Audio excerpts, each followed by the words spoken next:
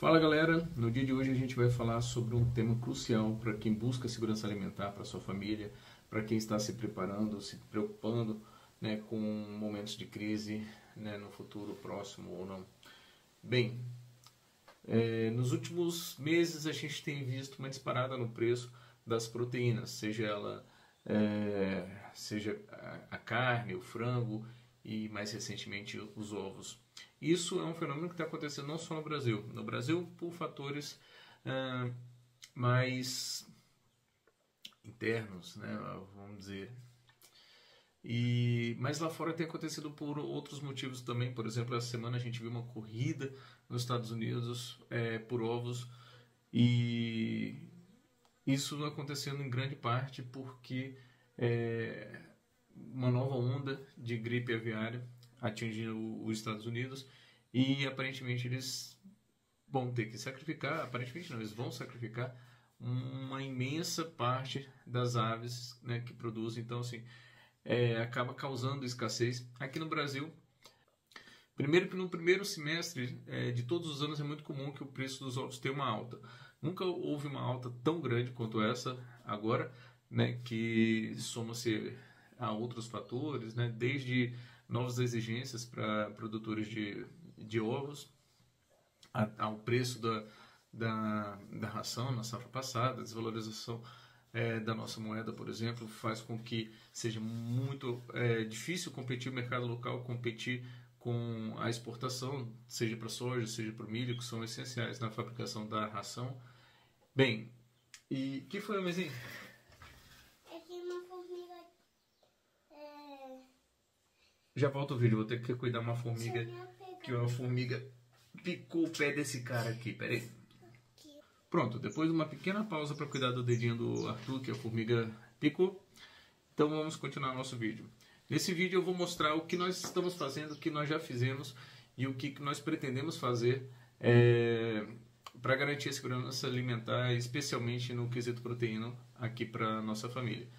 E me diga, o que você tem em mente, o que você pensa em fazer, né? Será que você pode fazer alguma coisa para garantir a sua segurança alimentar nesse quesito, especificamente em proteínas, que é o quesito mais difícil de lidar numa situação de crise? Bem, pessoal, a alta no preço da carne e dos ovos veio para ficar e vai continuar, né? Seja por fatores internacionais, por exigências, novas exigências cada vez maiores, né? Dificultando a vida dos pequenos produtores, principalmente, seja pelo mercado estar absolutamente dominado por um grande monopólio, né, que vocês conhecem, de produção de carne, e que, por sinal, agora também entra no mercado de ovos, e talvez seja esse também um dos grandes motivos, né, para os ovos terem decolado, né, os preços terem subido tão rápido, né, pois o governo botou algumas novas dificuldades para os produtores de ovos, como, por exemplo, carimbar ovos individualmente, ovos que possam ser vendidos individualmente. Isso afeta especificamente o pequeno produtor, né? Aquele cara que tem 100, 200, 300 galinhas, que produz ovos caipiras, né? Em alguns lugares chamados de ovos felizes, enfim. Esse produtor que entrega para a Ceasa, vende a caixa, vende os ovos a granel, né? Embora ele bota ali no crivo para transportar, os ovos estão soltos, né? Esse vendedor passou a ter a obrigação agora, cara que tem 100 galinhas, 600 galinhas, que seja, de carimbar os ovos individualmente. Essa é uma exigência que o governo passa a fazer, que favorece especificamente a um grande produtor, porque o Brasil não exporta ovos para a Europa. E uma das razões é que a Europa exige que os ovos sejam carimbados. E não adianta um único produtor, né, resolver carimbar porque quer exportar. A Europa precisa que o mercado daqui trabalhe dessa forma para que ela libere a exportação do mercado do Brasil para a Europa, e não apenas de um produtor, né? Então, essa exigência visa beneficiar um grande produtor que está de olho no mercado europeu. Isso atrapalha a nossa vida, como sempre. A mão do Estado pesa sempre, sempre, sempre, né, em favor dos amigos dos reis e contra nós. Bem, além disso, a gente tem que ter em mente o seguinte: quem não produz será sempre dependente da indústria, né? Então, se você produz ovos suficiente para consumo próprio, isso te dá uma grande independência alimentar nesse sentido. Eu estou falando especificamente de ovos e foquei agora em ovos, porque produção de ovos é uma coisa que você pode fazer em um espaço muito pequeno, em um quintal muito pequeno, né? Quando morávamos ainda na chácara, o nosso galinheiro tinha cerca de 80 metros quadrados e a gente tinha 8, no final tinha 8, mas tinha 11 galinhas de postura, né? E produzindo, e a gente realmente não dava conta, né? Todo dia eram 10 ovos, né? Com 11 galinhas, todo dia eram 10 ovos, 10 ovos, 10 ovos, 9 ovos, 10 ovos, e não dava conta. Fazia bolo, fazia pão e consumia. Eu gosto bastante de ovo no café da manhã, no lanche da tarde, mas realmente não dava conta, porque nós somos uma família pequena, com 4 pessoas, e 10 ovos é uma quantidade bacana para você ter todos os dias, né? Bem, então, e o que eu vejo, o que eu prevejo, não só eu, né, na verdade, mas o que nos espera no futuro? Mais altas, dada em parte a desvalorização das nossas moedas, em parte a disputa de uma moeda fraca com moedas fortes no mercado, pelo mercado, né, entre vender no mercado interno em real e vender em dólar. Não se pode culpar ninguém. Eu venderia em dólar, né? Enfim, então o que a gente tem que esperar não é muito bom, né? Isso cria um cenário perfeito para você que ainda não pensou nisso, começar a pensar em garantir um mínimo de proteína para a sua família. Codornas em gaiolas, uma bateriazinha de gaiolas para você criar 60 codornas. Você consegue criar num espaço mínimo, mesmo que você não tenha um quintal solto, né? As rações, embora elas sofram também com preço, você consegue manipular e armazenar elas por longos períodos, né? Se você tem quintal, melhor ainda, você consegue criar essas galinhas soltas, fazer uma pequena áreazinha de pasto. As galinhas são animais que vivem em regiões de bosque, na verdade, né? Elas não vivem em mata fechada e nem em campo aberto. Elas gostam de que tenha ali algumas árvores em volta, e elas são animais extremamente rústicos, né? Então está na hora de começar a pensar, porque o futuro também não é muito atrativo nesse sentido para a gente. Uma coisa que sempre que preparadores falam de proteína, o pessoal esquece muito, né? Talvez porque seja do nosso dia a dia, talvez porque não seja tão legal, né? Tão diferente, e preparadores, em sua maioria, gostam de coisas diferentonas, né? Pelo jeito. Mas uma das formas da gente se preparar é aproveitando ao máximo as promoções quando surgem e tendo um freezer grande para congelar. O custo de manutenção de um freezer, né, para esse sentido, é muito bom. O custo-benefício, você manter um freezer e ter ele sempre cheio de proteínas que você encontra em promoção, vira e mexe, você acha pacotes de frango em promoção, pacote algum tipo de embutido, ou mesmo carnes bovinas, enfim, o freezer é muito prático e é sim uma forma sensacional de você armazenar, de você ter, né, a sua proteína e manter ela por um longo período. Qual o contra disso? Obviamente é a energia, né? Você dependerá da força. Aqui a gente está numa zona rural, a gente está bem afastado, na verdade, vamos dizer, da civilização, e no mês passado a gente passou um dia inteiro, né? Na verdade passamos 23 horas e meia sem energia, né? O freezer manteve tudo que estava lá, nada se perdeu, né? Formou um pouquinho de gelo e tal, mas ok. Se você tiver condições, né, de instalar um sistema de energia solar off-grid que seja só para o freezer, maravilha, né? Sensacional. Sobretudo vai ter que ter baterias para funcionar à noite, enfim, mas off-grid e só para esse freezer, bom, isso resolve metade dos grandes problemas que você pode ter com preparação, com armazenamento, né? Bem, além disso, a gente tem a opção de embutidos, defumados, enlatados, né? São opções interessantes, embora muita gente vai alegar, mas embutidos não são saudáveis, enlatados não são tão saudáveis, embora alguns utilizam técnicas que não se fazem valer de conservantes e tal, carne na lata, enfim, há críticas a todos eles, né? Ovos em conserva, mas o grande fato é que pior é não ter proteína. O nosso grande objetivo aqui é manter de tudo um pouco, né? Congelados, embutidos, defumados, desidratados, né? Que é bem bacana. Agora eu vou filmar para vocês, eu vou fazer um novo, eu tinha feito lá na casa antiga e ficou por lá, eu vou fazer um novo desidratador solar. Então, desidratadas, embutidos, defumados, congelados, né? Embalados a vácuo, enfim. Formas de armazenar são interessantes porque eventualmente você acha boas promoções e consegue manter por bastante tempo, lembrando sempre de fazer rodízio dessas proteínas, assim como a gente faz rodízio dos grãos, por exemplo.